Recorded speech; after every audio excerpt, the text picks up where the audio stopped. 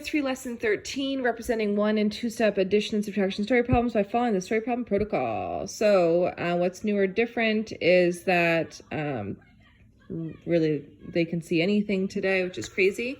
When we're working with a story problem, we always visualize, represent, and solve. Not super helpful, but we always have 2 questions. The big question and a little question. We need to figure out the little question before we can solve the big question. What's the big or little question? What representation makes sense? What's a variable I know? And then to solve the problem. So today we're going to use variables to represent our unknown. So our new skill or our big idea today is when representing a multi-step story problem, I can represent my unknowns with variables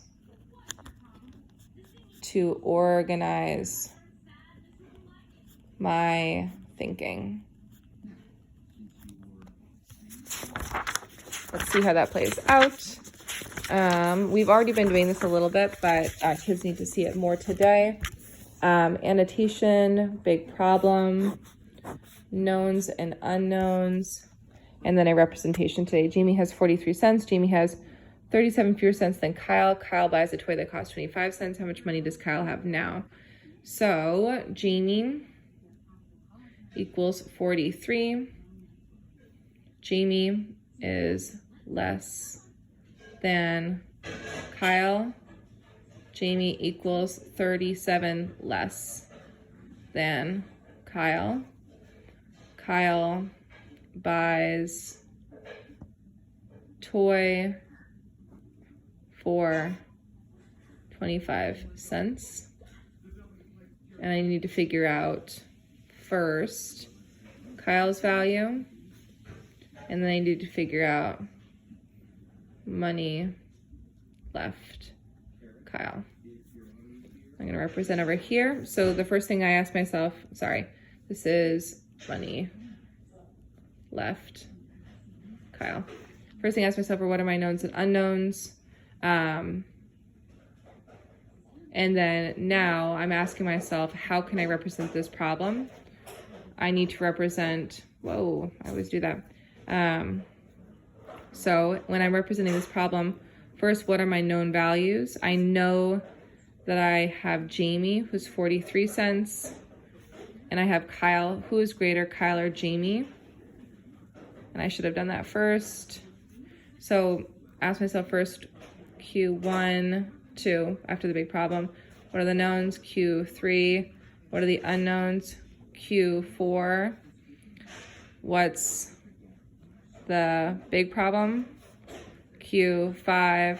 What's the little problem? Q6.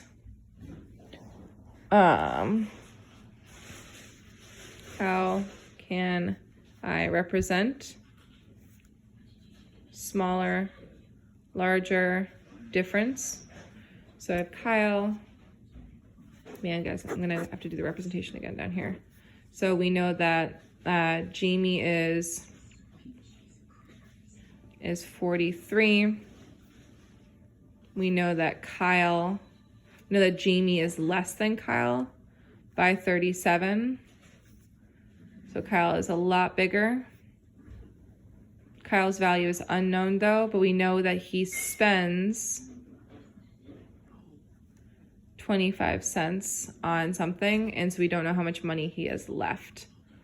So then what's my little problem I need to solve for first? How much money Kyle has.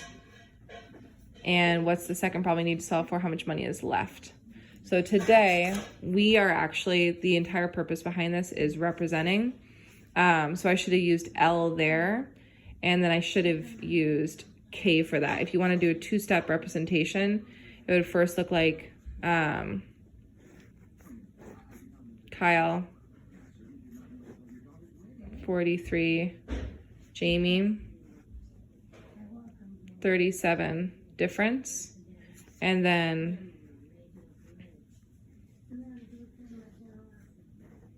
total money, 25 spent, and L for left. So this is step 1, this is step 2.